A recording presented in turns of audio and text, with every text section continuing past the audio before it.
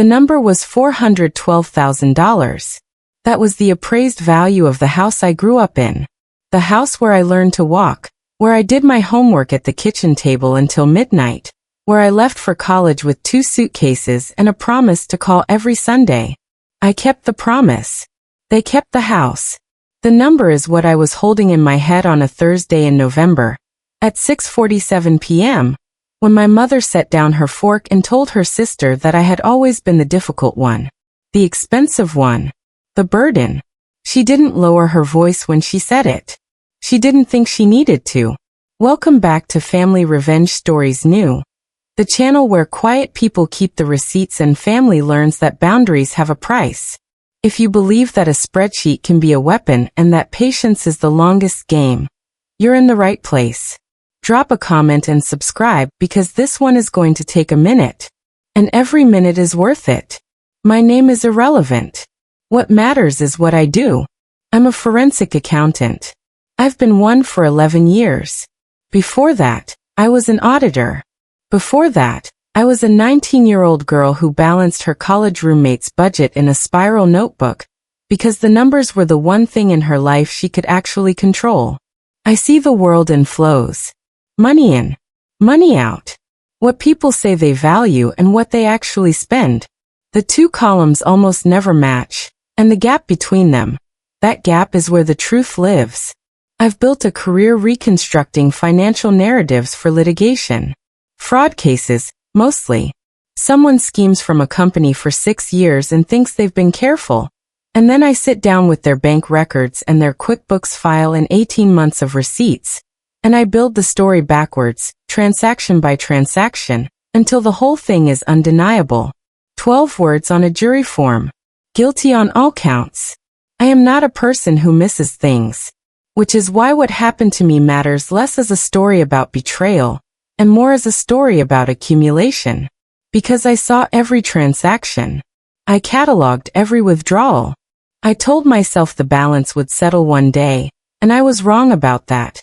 Not about the balance, but about who was going to settle it. I got married at 28 to a man named David. He was an engineer. Quiet. Thorough. He had a gift for noticing the thing no one else in the room had noticed, and then saying it so gently that you weren't sure if you'd heard him correctly. We had 8 years together before the diagnosis, 14 months from diagnosis to the end, and then I had the house we'd bought together, a life insurance policy, and a grief so clean and structural it felt like a building that had lost its load-bearing wall. My parents were present for none of it. Not because I didn't ask. Because they were busy. That was always the word. Busy. My father is a man who has been perpetually on the verge of a business that will change everything. Every few years the specifics change. A restaurant, a real estate venture, a landscaping company, a franchise. But the structure is always the same. Capital required up front. Profits theoretical. Timeline elastic. My mother has worked the same administrative job for 23 years, and has spent 23 years reminding everyone within earshot that she deserved better. The 2 of them have spent their entire adult lives in a state of beautiful, expensive almost. I sent money. Not always when I was asked. Sometimes before I was asked, which I thought was generosity and which was actually, I understand now, a down payment on a debt they were accruing in their own minds. One they planned to collect on later. In full. I was the oldest of 3. My brother Marcus lived 40 minutes from our parents and saw them every week, and contributed to family events in the form of his physical presence, which everyone agreed was more than sufficient.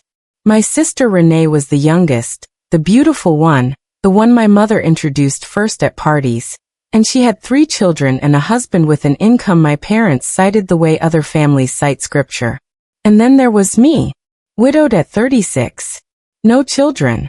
A career that nobody in my family could fully explain at dinner parties, but that they were happy to benefit from when the bill came. I was the one who handled things. The one who researched nursing home options when my grandfather declined, and then wrote the check for the private facility, because the other options were unacceptable. The one who flew home when the furnace died in February, not because I was the closest, but because I was the one who answered. I didn't see it as a pattern. I saw it as family. A forensic accountant who can reconstruct 6 years of financial fraud in someone else's company and cannot see the ledger in her own family. I have thought about this. I have sat with it. I don't have a clean answer. Thanksgiving. The third one after David died. I drove 4 hours. I brought a pie and a bottle of wine and the particular kind of brittle optimism that grief builds in you, the kind that says, this time will be different, just show up, and it will mean something. My Aunt Patricia was there. My mother's sister. She's a woman who has never been cruel to me directly, and has therefore never understood why I have always been slightly guarded around her. Cruelty by proxy. She was the audience my mother performed for. The dinner was fine until it wasn't. It became not fine at 6:47 p.m. I know because I checked my phone at that exact moment for a reason I cannot now recall. And the time was there, a timestamp I didn't know I'd need. My mother was explaining to Patricia why she and my father had decided not to visit me the previous spring, when I had asked them to come, when I had told them I was having a hard time, when I had been specific in a way that I am almost never specific. And she was explaining it in the way she explained most things, which was as a story in which she was the protagonist of a very demanding life. It's just that with everything on our plate, she said. And you know how she is. She's always needed more than the other two. She's always been. And she paused, and Patricia nodded the way you nod when someone is arriving at a word you already know. A lot. Since she was small, honestly. Always the expensive one. Always the difficult one to maintain. She said maintain. I was sitting 8 feet away. She did not look at me. I did not say anything. I put my phone face down on the table and I breathed the way my grief therapist had taught me, slowly from the diaphragm. And I watched my father reach for the bread and say nothing. And I watched Marcus look at his plate. And I watched Renee refill her wine. And I understood that this was not a slip.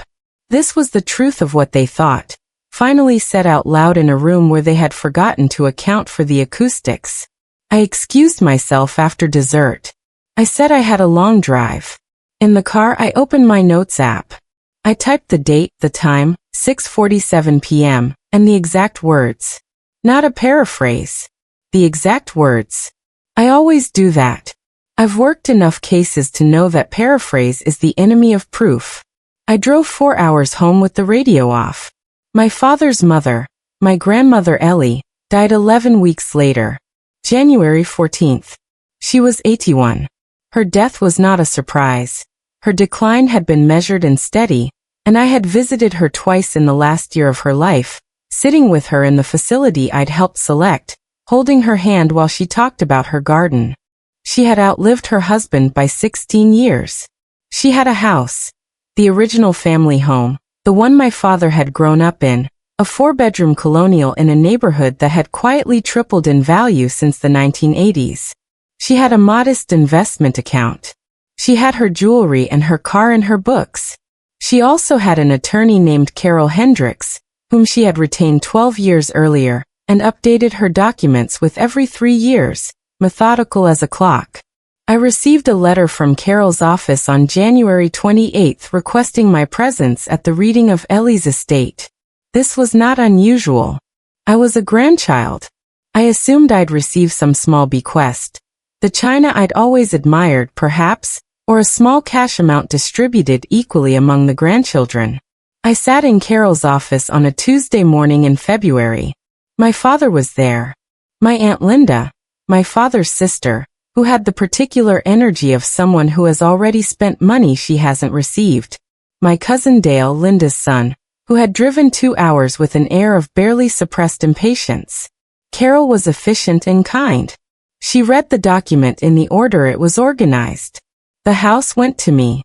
Not to my father. Not to Linda. Not split among the grandchildren. To me by name, with a specific notation that the bequest was intentional, and had been considered across multiple revisions of the document, the most recent of which had been signed 14 months ago, 3 months before Ellie's final decline. The investment account, $187,000, was split equally among her grandchildren. 4 of us. the jewelry and the car went to Linda. I sat very still while Carol finished reading. I am trained to keep my face professional during the reading of documents. It is one of the skills that transfers.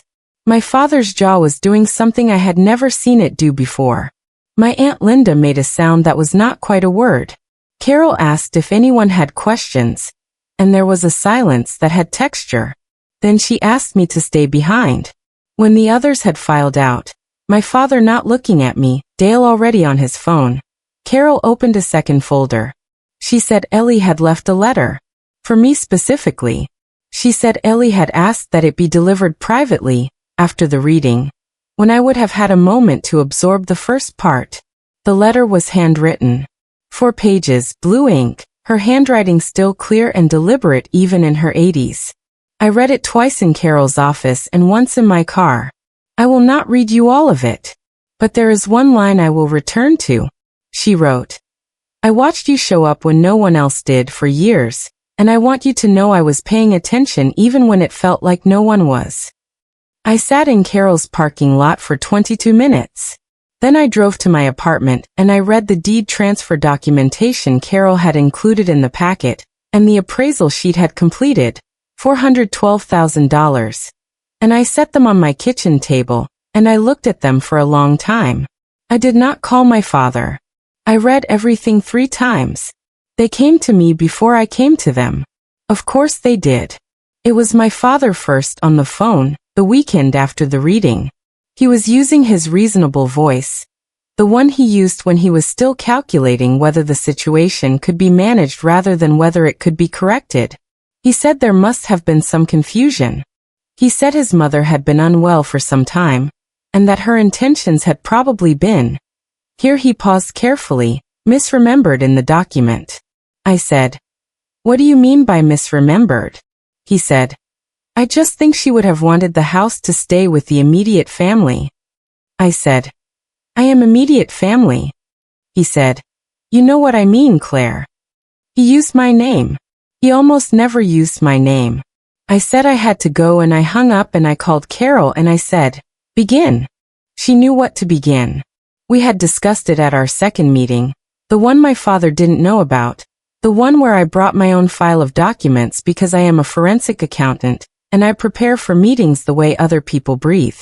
The letters went out the following week. My Aunt Linda left 3 voicemails. The first was upset. The second was tearful. The third was threatening in a way that was legally inadvisable, which I noted in my file. My cousin Dale texted me a single message. This isn't over. I screenshot it, time-stamped it, and saved it to a folder labeled with the date. Marcus called and said he didn't want to get involved, which was the most honest thing anyone in my family had said in years. Renee sent a long text about family and legacy and what Grandma Ellie would have wanted, which she concluded with a suggestion that I consider giving the house to our parents, who deserved stability after everything they'd been through.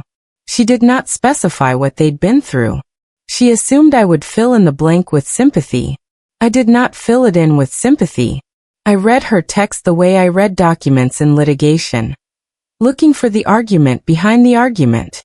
What Renee was really saying was that my parents had been talking, that they had already decided the house was theirs, that they had perhaps already made plans around it, plans I was now, inconveniently, in the middle of.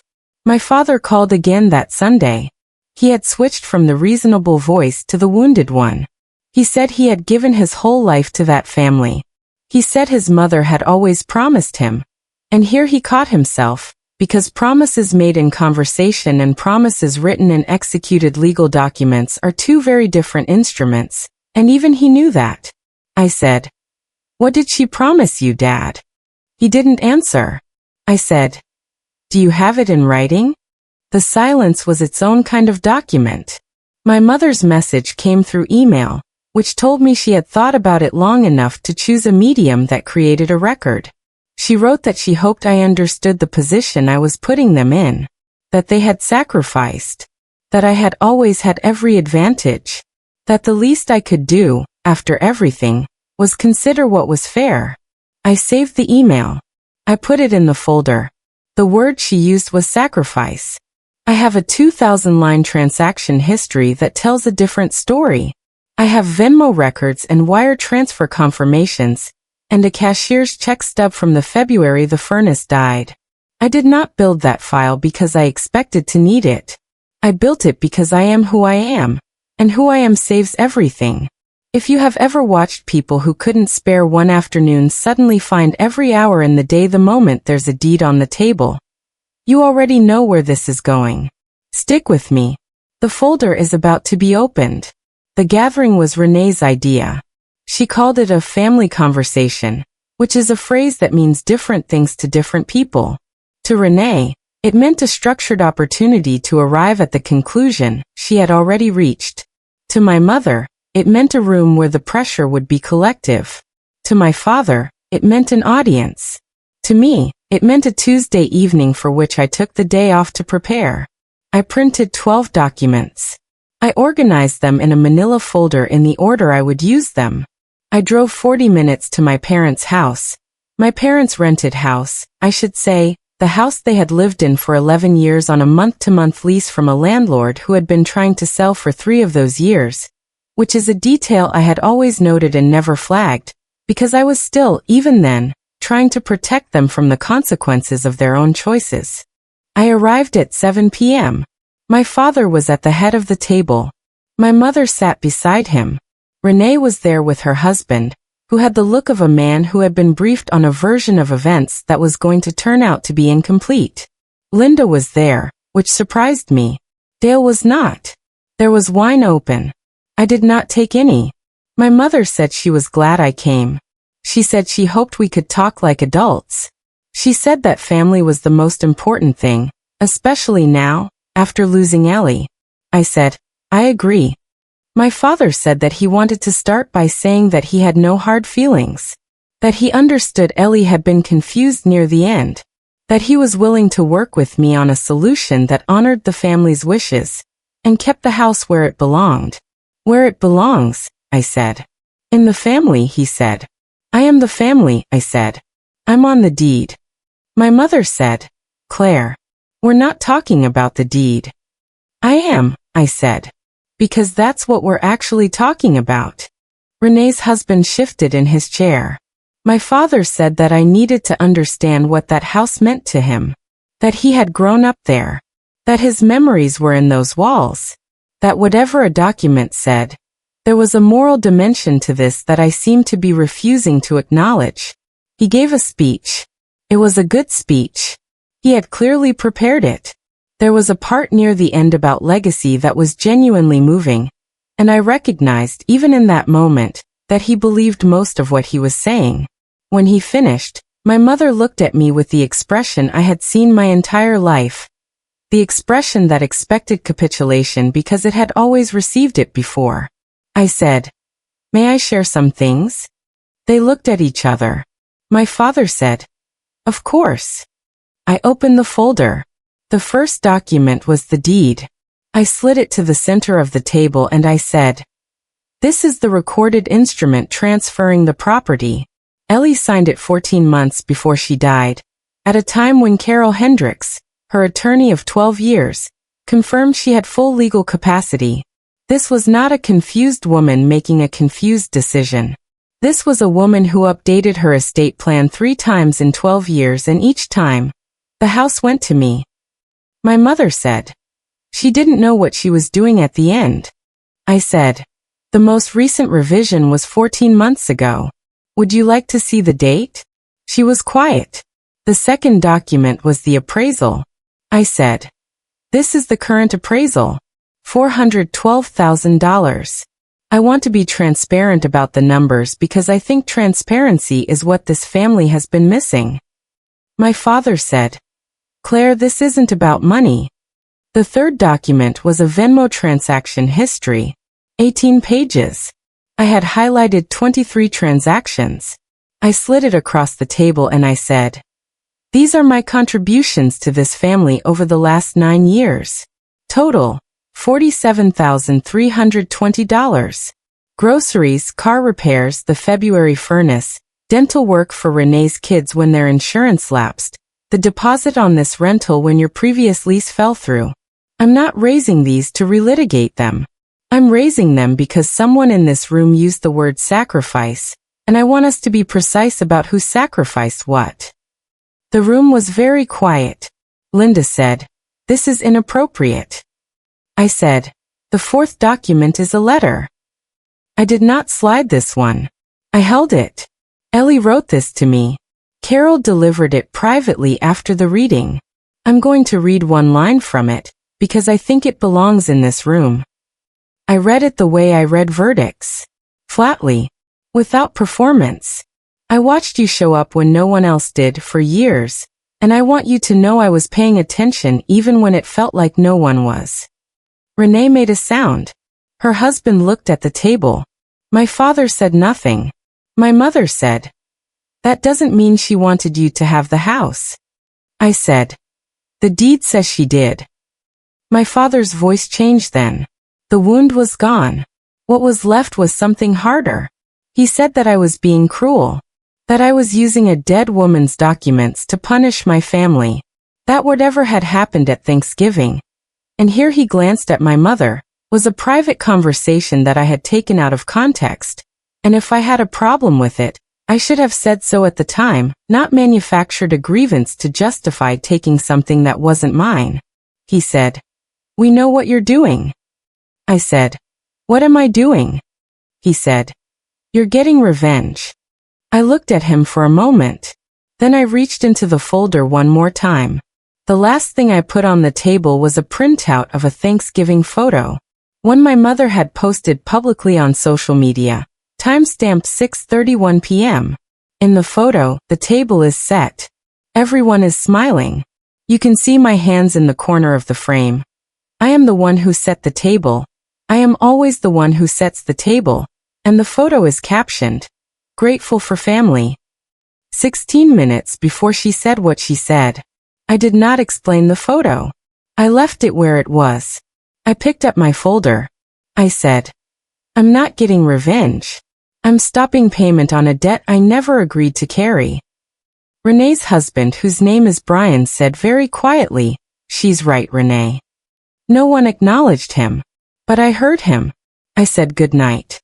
I thanked them for the wine I hadn't touched. And I walked out. The house transferred to my name on April 3rd.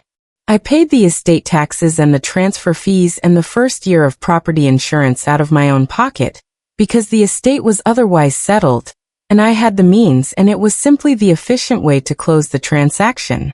$412,000 market value. Meaning. My father consulted 2 attorneys about contesting the will. Both declined to take the case on its merits. Ellie's documents were clean, current, and witnessed. Carol had been thorough, as she always was. Linda sent one more letter, through her own attorney, suggesting that the transfer represented undue influence on my part. The claim had no factual basis and no evidentiary support. Carol responded on my behalf in 3 paragraphs. That was the end of that. My mother has not contacted me directly since the Tuesday evening. Renee texted twice. Once to tell me I had destroyed the family. Once 3 months later just to say she was sorry. The second one she sent at 11:43 p.m. on a Wednesday. And I read it and I sat with it and I didn't respond right away, because I believe there's a difference between someone who is sorry and someone who has reckoned with what they should be sorry for. I'm still waiting to understand which one she is. Marcus called to say he was glad I was okay.